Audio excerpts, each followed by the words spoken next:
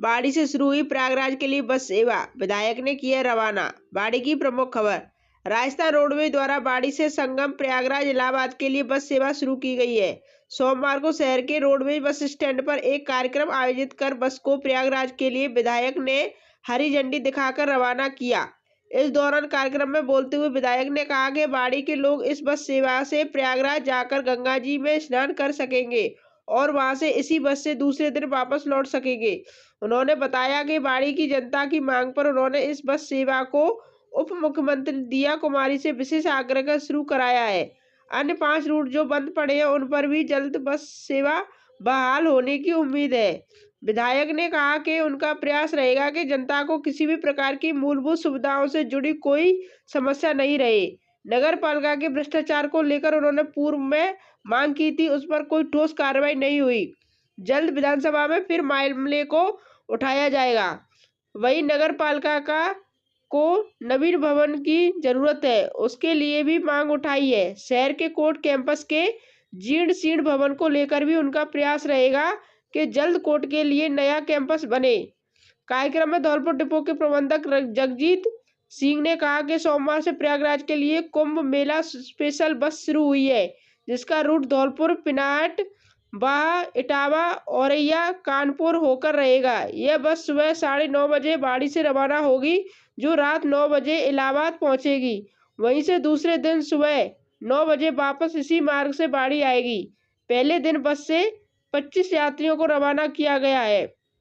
विधायक की अभिशंसा पर जल्द अयोध्या, अलीगढ़, करौली, जयपुर, सौरोजी के लिए भी बस सेवा शुरू की जाएगी।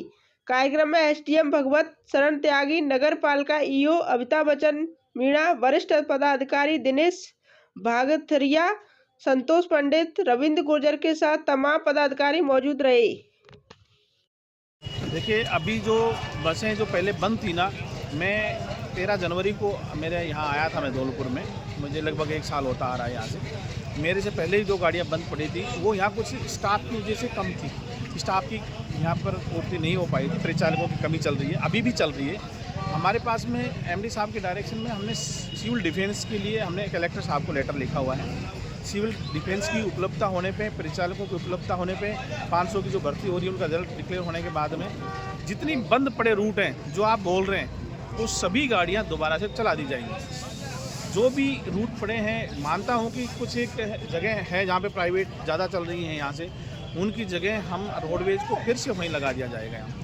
बाड़ी के जितने भी रूट पड़े हैं, फिरोजाबाद हुआ या जो भी हमारा भरतपुर हुआ, गोवर्धन हुआ, यहाँ से ये मैं आपको आश्वस्त करता हूँ कि ये जल्द ही सारे स्टाफ के अवेलेबिलिटी होने के बाद में ये सब चालू। बाड़ी से भरतपुर के लिए लगभग 1 दर्जन बसें प्राइवेट चलती हैं, लेकिन आज तक एक रोडवेज नहीं चली। उसका क्या मुख्य कारण? उसका मुख्य कारण ये रहा कि पहले यहाँ पर संसाधन उपलब्ध नहीं थे रोडवेज के पास में, और ये जो लोकल डग्गामारी वाली वाहनें चल गई, जिसकी वजह से संसाधन उपलब्ध हो जाने के बाद में हम रूट के हमारे हिसाब से आरटीओ साहब से नंबर ले करके इसको मार्ग पर पुनः संचालन कर देंगे। इसको एक ये है कि ये रोडवे बस स्टैंड कम लगता है, ये टॉयलेट घर ज़्यादा लगता है।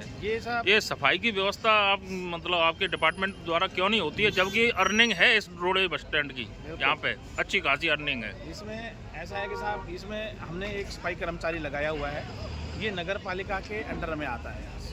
रोडवेज का इंडिपेंडेंट बस स्टैंड ये नहीं है, नगर पालिका क्षेत्र में आता है। नगर पालिका की भी इसमें जिम्मेदारी बनती है, वो उसमें सफाई करवाए।